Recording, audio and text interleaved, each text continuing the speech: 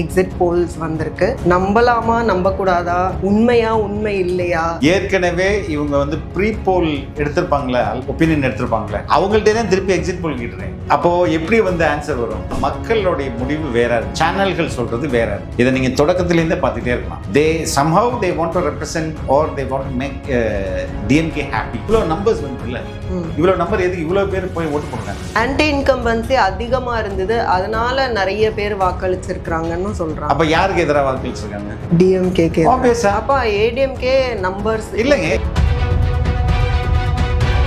இது வரைக்கும் எலெக்ஷன்ஸ் நடக்கும்போது எக்ஸிட் போல்ஸ் வந்து இப்படிதான் இருந்திருக்குதா? கிட்டத்தட்ட லாஸ்ட் டைம், அதுக்கு முன்னாடி டைம் எல்லாம் இல்லை, அப்படி இருந்தது இல்லை. அதுதான் வந்து பல சர்வேக்கள் அப்படி இருந்தது இல்லை.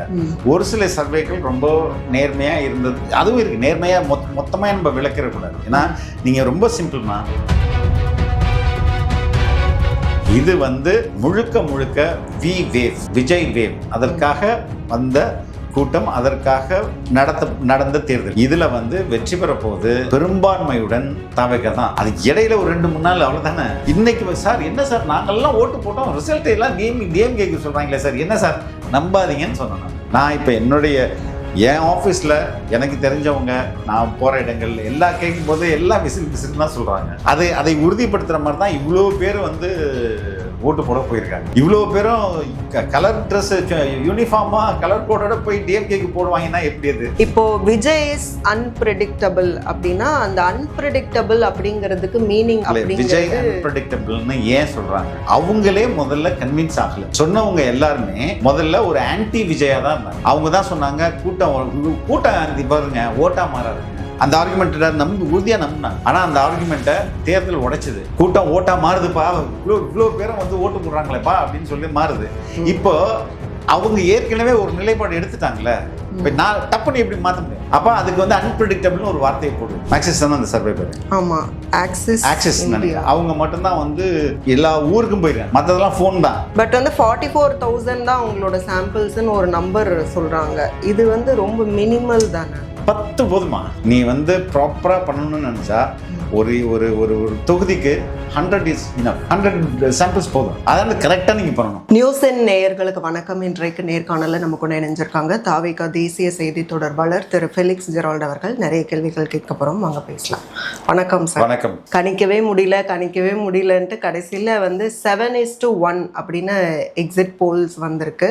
இதை நம்பலாமா நம்பக்கூடாதா, உண்மையா உண்மை இல்லையா? இல்லை, வந்திருக்க எக்ஸிட் போல் அதை வந்து பேசுகிற அளவுக்கு இட் இஸ் நாட் பெருசாக இல்லை. ஏன்னா இன்னுமே அவங்க சரியாக கணிக்கல அப்படின்னு தான் நான் நினைக்கிறேன். யூஸ்வலாக எக்ஸிட் போல்ஸோடைய அந்த நடைமுறை வந்து எப்படி இருக்கும்? ஒரு நாளில் எடுத்ததுன்னு கூட ஒரு சில இடங்களில் இது இவங்களுடைய மெத்தடாலஜி பார்த்தீங்கன்னா அதுவே மொக்கையாருது. ஏற்கனவே இவங்க வந்து ப்ரீ போல் எடுத்திருப்பாங்களே, ஒரு ஒரு ஒப்பீனியன் எடுத்திருப்பாங்களே, அவங்கள்ட்ட தான் திருப்பி எக்ஸிட் போல் கேட்டுருக்காங்க. ஓஹோ. சரி, அப்போ எப்படி வந்து ஆன்சர் வரும்? நீங்க ஆல்ரெடி என்கிட்ட சொல்லிட்டீங்க எலெக்ஷனுக்கு முன்னாடியே, நீங்க ஒரு எக்ஸ் பார்ட்டிக்கு இப்போ ஓட்டு போட போறேன்னு சொல்லியிருப்பீங்க. எலெக்ஷன் முடிச்சு நான் உங்களை திரும்பி ஆமா நான் எக்ஸ் பார்ட்டிக்கு தான் ஓட்டு போட்டேன்னு சொல்லியிருப்பீங்க. அவ்வளவுதானே? அது புது ஆட்கள்கிட்ட தானே எடுக்கணும். இப்போ ஒன்னொன்னா வரணும்னா என்டிடிவி ஃபர்ஸ்ட் எடுத்துக்கலாம். அவங்களும் வந்து டிஎம்கேக்கு ஃபேவரா கொடுத்துருக்காங்க. என்டிடிவி வந்து வச்சு அவங்க வந்து திமுக வந்து செலவழித்து ஒரு டிபேட் மாதிரி ஒரு ரவுண்ட் டேபிள் அவங்க என்ன சொன்னாங்க, ஏதோ ஒன்று பெரிய ஈவெண்ட். பட் வந்து அந்த ஈவெண்ட்க்கு காசு கொடுத்து தான் பண்ணியிருந்தாங்க. அதில் விஜய் இன்வைட் பண்ணக்கூடாதுன்னு சொன்னாங்க. அப்படிலாம் ஒரு டைம் பேசணும். ஸோ அதுக்கும் இந்த அவங்களுடைய அந்த டிஎம்கே ஃபேவரிசம்க்கும் ஏதாவது தொடர்பு? மக்களுடைய முடிவு வேற இருக்குது, சேனல்கள் சொல்றது வேற இருக்குது. இதை நீங்க தொடக்கத்திலேருந்தே பார்த்துட்டே இருக்கலாம். புரியுதுங்களா? தே somehow they want to represent or they want to make DMK happy. அதுதான் அதில் நம்மள ஓவரால். ஆனால் நீங்கள் வந்து 2 வாதம் வைப்போம். நீங்கள் இண்டிவிஜுவலாக மக்கள்கிட்ட பேசியிருப்பீங்க. நிறைய பேர் நான் வந்து இது நீங்கள் நான் சொன்னால் மறுக்க மாட்டேங்கன்னு நினைக்கிறேன். நிறைய பேர்கிட்ட விசில் தான் போட்டோன்னு சொல்லியிருப்பாங்க. ரைட், இது ஒரு ஃபேக்டர். அது இல்லாமல் இவ்வளவு வரலாறு காணாத அளவு இந்த அளவுக்கு போலிங் ஆயிருக்குல்ல. இது ரெண்டையும் நீங்களே வச்சு சொல்லுங்க. இது எப்படின்னா, இப்ப நான் கேள்விப்பட்ட வரைக்கும் விசிலுக்கு, நீங்க கேள்விப்பட்ட வரைக்கும் விசிலுக்கு, ஆனா திமுக ஆதரவாளர்கள் கேள்விப்பட்ட வரைக்கும் திமுக. இல்ல, நான் திமுகவுன்னு விட்டுருங்க, நான் தாவைக்கானே விட்டுருங்க. நீங்க தாவைக்காவே இல்ல, ஜென்ரலாவே நீங்க மக்கள்கிட்ட கேட்டு பாருங்க. ரெண்டாவது அது ஓகே. ரெண்டாவது இவ்வளவு நம்பர்ஸ் வந்தது இல்ல, இவ்வளவு நம்பர் எதுக்கு இவ்வளவு பேர் போய் ஓட்டு போடுறாங்க, அதே நீங்க பார்க்கணும்ல. இந்த ரெண்டு காம்பினேஷனுமே எதை சொல்லுது?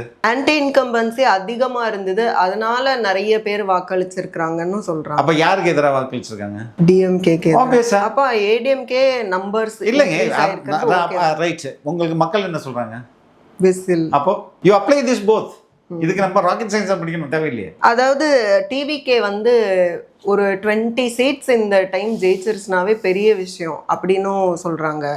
அது அந்த மெஜாரிட்டியோட ஆட்சி அமைக்கணுமா? With majority we are forming government. இதுல என்ன சந்தேகம்? ஏன் 7:1ங்கும் போது அந்த ஒரு இந்தியா டுடேவோட மட்டும் டிவிகே ஃபேவரா இருக்கு. இந்தியா டுடே டிவிகே ஃபேவரா இருக்குன்னா அது கூட ஃபுல் ஃபேவரா இல்ல. இந்தியா டுடே அதுவே வந்து அந்த கணிப்புமே ஒரு கன்சர்வேட்டிவாக தான் கொடுத்துருக்காங்க. புரியுதுங்களா? இது வந்து மெஜாரிட்டியோட ஆட்சி அமைக்கிறதுக்கு தான் மக்கள் விரும்பி இருக்கிறாங்க. அதுதான் நம்மளுக்கான அந்த டேட்டாவும் சொல்லுது. சோஃபார் இது வரைக்கும் எலெக்ஷன்ஸ் நடக்கும்போது எக்ஸிட் போல்ஸ் வந்து இப்படி தான் இருந்திருக்குதா? கிட்டத்தட்ட லாஸ்ட் டைம், அதுக்கு முன்னாடி டைம் எல்லாம் எப்போ வந்து முன்ன பின்ன ஈக்குவலாக தான் இருக்கும் எக்ஸிட் போல்ஸோட அந்த முடிவும் வரக்கூடிய. இல்லை, அப்படி இருந்ததில்லை. அதுதான் வந்து பல சர்வேக்கள் அப்படி இருந்ததில்லை. ஒரு சில சர்வேக்கள் ரொம்ப நேர்மையாக இருந்தது, அதுவும் இருக்குது. நேர்மையாக மொத்தமாக நம்ம விளக்கிடக்கூடாது. ஏன்னா நீங்கள் ரொம்ப சிம்பிள்மா, ஆய்வு யார் பண்ணாலும் ரிசல்ட் ஒரே மாதிரி தானே வரணும். ரிசல்ட் ஒரே மாதிரி வரலன்னா ஆய்வுகள் சரியில்லைன்னு தானே அர்த்தம். மேபி அதுதான் இதில் க்ளீனாக புரியுதே. ஓகே, போல்ஸ் ஆஃப் எக்ஸிட் போல்ஸ்ன்னு பார்க்கும்போது இது வரைக்கும் தமிழ்நாடுக்கு அந்த 8 பேர் வந்து சொல்லியிருக்கிறாங்க. அதில் மெஜாரிட்டி வந்து தமிழ்நாடுல வின் பண்ண போகிறது டிஎம்கே அப்படின்னு எல்லா நியூஸ்லேயும் வருது. கிட்டத்தட்ட 130 சீட்ஸ் வந்து டிஎம்கே அலையன்ஸ்க்கு கொடுத்துருக்காங்க. அப்போது இது வந்து நாட் ஓன்லி ஃபார் டிஎம்கே. அப்போ டிஎம்கே அலையன்ஸ் அப்படின்னு வரும்போது அப்போ ஏற்கனவே காங்கிரஸ் வந்து ஒரு ஆட்சி அதிகாரத்தில் பங்கு வேணும்னு கேட்குறாங்க. அப்போது இதெல்லாம் வந்து ஒரு பெரிய ஃபேக்டராக இந்த ரிசல்ட் டைமில் இருக்கும். இல்லைம்மா, இது ஃபேக்டரே கிடையாது. அவங்க அலையன்ஸ்குள்ளே ஒற்றுமை இல்லையே. நம்ம தான் அந்த நிறைய முறை பேசியிருக்கோமே. ராகுல் காந்தியும் எம்கே ஸ்டாலின் மீட் பண்ணி ஒன்றா கூட கேம்பெயின் நடத்த முடியலையே. அதில் எப்படி நீங்கள் ஒற்றுமையாக பார்த்தீங்க? இது வந்து முழுக்க வி வேவ், விஜய் வேவ், அதற்காக வந்த கூட்டம், அதற்காக நடந்த தேர்தல். புரியுதுங்களா? இதில் வந்து வெற்றி பெற போது பெரும்பான்மையுடன் தாவேக்கா தான். அது இடையில ஒரு 2-3 நாள் அவ்வளோதானே. தாவேக்கா நம்பர் 1ன்னு சொல்லும்போது கூட 120 சீட்ஸ் மேக்ஸிமம் வருது. ஆனால் டிஎம்கேக்கு 145 வரைக்கும் மேக்ஸிமம் கொடுத்து. நோ, அதுதான் நான் சொல்கிறேனே. ஒரு 50 கோடிகள் வரைக்கும் செலவு பண்ணி டிஎம்கேக்கு ஃபேவரா வந்து சொல்ல வச்சிருக்கிறாங்க அப்படி கூட கருத்துக்கள் வருது. எதுக்காக இந்த 4 டேஸ்க்காக அவங்க இவ்வளோ செலவு பண்ணணும்னு அடி வாங்கணும்ல, என்னடா பண்ணி வச்சிருக்கீங்க அப்படின்றது தான். கடைசி வரையும் மக்களை குழப்பணுமா? அதுதான் மக்கள். ஆனால் people are very clear, they know what they have done. அவங்களுக்கு நான் இன்னைக்கு சார் என்ன சார் நாங்கள்லாம் ஓட்டு போட்டோம், ரிசல்ட் எல்லாம் டிஎம்கேக்கு சொல்கிறாங்களே சார், என்ன சார் நம்பாதீங்கன்னு சொன்னேன். நான் இப்போ என் ஆஃபீஸில் எனக்கு தெரிஞ்சவங்க, நான் போகிற இடங்கள் எல்லாம் கேட்கும்போது எல்லாம் விசில் தான் சொல்கிறாங்க. அதை உறுதிப்படுத்துகிற மாதிரி தான் இவ்வளோ பேர் வந்து ஓட்டு போட போயிருக்காங்க. இவ்வளோ பேரும் கலர் ட்ரெஸ் யூனிஃபார்மாக கலர் கோடோட போய் டிஎம்கேக்கு போடுவாங்கன்னா எப்படி? அதுதான் 10ல் 6 பேர் 10ல் 9 பேர் விசில்னு சொல்லும்போது எப்படி முடிவுகள் மட்டும் இப்படி வருது? அதான் முடிவுகள் சரியில்லாத முடிவு அப்படின்னு சொல்றேன் நான். ஓகே, இப்போ விஜய் இஸ் அன்பிரடிக்டபிள் அப்படின்னா அந்த அன்பிரடிக்டபிள் அப்படிங்கிறதுக்கு மீனிங் வந்து ஒன்று அவர் ஹையாக கூட பெர்ஃபார்ம் பண்ணியிருக்கலாம், இல்லைன்னா லோவாக கூட பெர்ஃபார்ம் பண்ணியிருக்கலாம் மேபி. அப்போ இந்த எக்ஸிட் போல்ஸ் ஆல்சோ இப்படி வந்து அன்பிரடிக்டபிளா வர்றது. விஜய் அன்பிரடிக்டபிள்னு ஏன் சொல்றாங்க? அவங்களே முதல்ல கன்வின்ஸ் ஆகல. சொன்னவங்க எல்லாருமே முதல்ல ஒரு ஆன்டி விஜயா தான் இருந்தாங்க, ஆன்டி டிவிகேவா தான் இருந்தாங்க. அவங்க தான் சொன்னாங்க கூட்டம் வருங்க ஓட்டா மாறாதுங்க, கூட்டம் வருங்க ஓட்டா மாறாது, இவங்கெல்லாம் ஓட்டு போட வரமாட்டாங்க அப்படின்னாங்க. அந்த ஆர்குமெண்ட்டை உறுதியா நம்பினாங்க. ஆனா அந்த ஆர்குமெண்ட்டை தேர்தல் உடைச்சது. கூட்டம் ஓட்டா மாறுதுப்பா, இவ்வளோ பேரும் வந்து ஓட்டு போடுறாங்களேப்பா அப்படின்னு சொல்லி மாறுது. இப்போ அவங்க ஏற்கனவே ஒரு நிலைப்பாடு எடுத்துட்டாங்களே, இப்போ நான் டப்புன்னு எப்படி மாற்ற முடியும்? அப்போ அதுக்கு வந்து அன்பிரடிக்டபிள்னு ஒரு வார்த்தையை போடு. இந்த ஆஃப்டர் எக்ஸிட் போல்ஸ் நீங்க அகைன் டிவிக்கே தான் வரும்னு இவ்வளோ கான்ஃபிடென்ட்டாக சொல்றதுக்குன்னு ஒரு ரீசன் இருக்கும்ல? அதுதான் நான் சொல்றேன். நான் சொல்றதுக்கான லாஜிக் ஐம் நாட் ஒரு மாதிரி குருட்டுத்தனமா சொல்லலை. கேட்கறது வச்சு இல்லை, கேட்கறது மட்டும் அதுதான் சொல்றேன். கேட்கறது ஒரு பக்கம், அதுக்கப்புறம் நம்மள்ட்ட இருக்கிற இந்த நம்பர் 85% வாக்குகள்னு சொல்றாங்களா, இந்த நம்பர், இதையும் இவங்க எஸ்ஐஆர்னு கனெக்ட் பண்ணுவாங்க. எஸ்ஐஆருக்கும் இதுக்கும் இல்லை, இதுக்கும் தொடர்பே இல்லைன்றதே நான் உட்காந்து டிஸ்ட்ரிக்ட் வைஸா எவ்வளோ எஸ்ஐஆர்ல டெலீட் ஆயிருக்கு, இப்போ வந்து எஸ்ஐஆர்ல எவ்வளோ அடிஷன் ஆயிருக்கு, போன வருஷத்தோட 2021 வாக்குப்பதிவோடைய பர்சன்டேஜ் என்ன, இந்த வருஷத்தோடைய இப்போ நடந்து முடிந்த தேர்தலோட வாக்குப்பதிவு என்ன, இது எல்லாத்தையும் உட்காந்து ஒவ்வொரு மாவட்டமா நம்ம பார்த்தோம்னா நம்மளுக்கு கண்ணுக்கு நல்லா தெரியும். அடப்பாவி, என்னடா இப்படி பண்ணி வச்சிருக்கீங்க அப்படின்றது. இதை எதையுமே ஆய்வு பண்ணாம பார்க்காம குருட்டாம்போக்கில் நான் பேசல. எனக்கு ஃபார் எக்ஸாம்பிள் அரியலூர்ல 92% இந்த வாட்டி கரூர் ஃபார் எக்ஸாம்பிள், கரூர்ல 92% வாக்குப்பதிவாயிருக்கு. போன வருஷத்தோட இந்த வருஷம், போன தேர்தலோட இந்த வருஷம் அது ஜாஸ்தி. இதுக்கு எஸ்ஐஆர் கான்ட்ரிபியூட்டா பண்ணிருக்குமா அப்படின்னு பார்த்தா, டெலீட் பண்ண ஓட்டு 45,000, புதுசா வந்த ஓட்டு 35,000, 10,000 ஓட்டு தான் டிஃப்ரென்ஸ். அந்த 10,000 என்ன பண்ணிருக்கணும்னா ஒரு பர்சன்டேஜ், 1/2% தான் மாற்றத்தை ஏற்படுத்திருக்கணும். ஆனா 80லேருந்து 92 போயிருக்கு. சரிங்களா? இது எப்படி நடந்துச்சு? 10,000 தான் அங்க டெலிஷன், 10,000 தான் டிஃப்ரென்ஸ். புரியுதுங்களா நான் சொல்றது?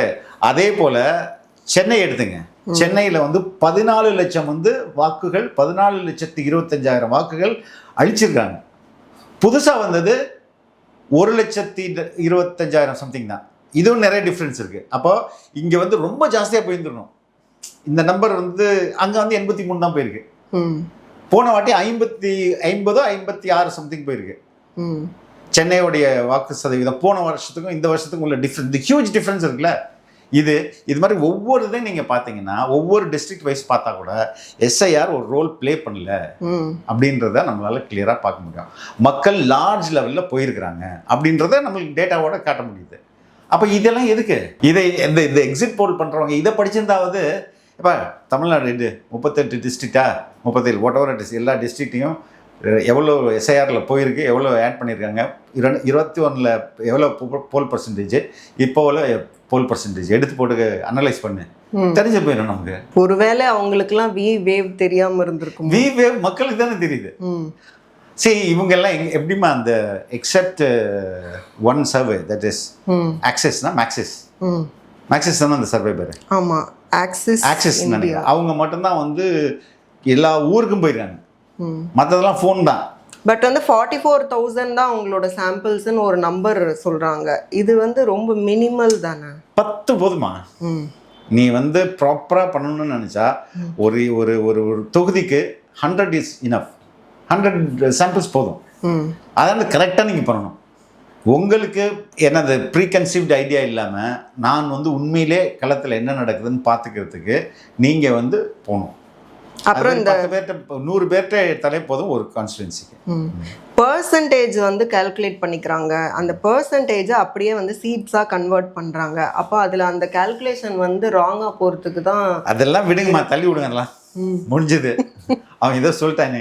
உண்மையிலே இது மக்கள் இந்த மேண்டேட் ஃபார் டிவிக்கே இருக்கும், மேண்டேட் ஃபார் அவர் லீடர் விஜயா இருக்கும். பெரம்பூர் ஓகே, திருச்சி கிழக்குல கணிக்க முடியல அப்படிங்கிறது வருது. ஏன் கணிக்க முடியல? கண்ணு தெரியல அங்க போனோன்னே. மேபி டிஎம்கேக்கு நிறைய பேர் அப்படி இல்ல கூட சொல்லிருக்கலாம். இட் இஸ் தமிழ்நாடு மட்டுமே ஒரு டிஃப்ரெண்ட் வேவ்ல இருக்கும்போது திருச்சியில மட்டும் அது அடிக்காதுன்றது எப்படி?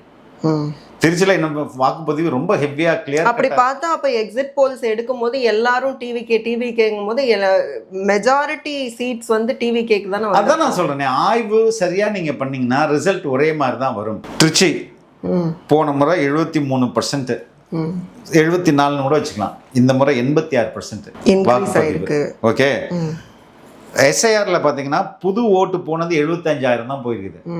ஓட்டை இழந்தது கிட்டத்தட்ட 1,95,000. அப்போ இதுக்கும் அதுக்கும் தொடர்பே இல்லை.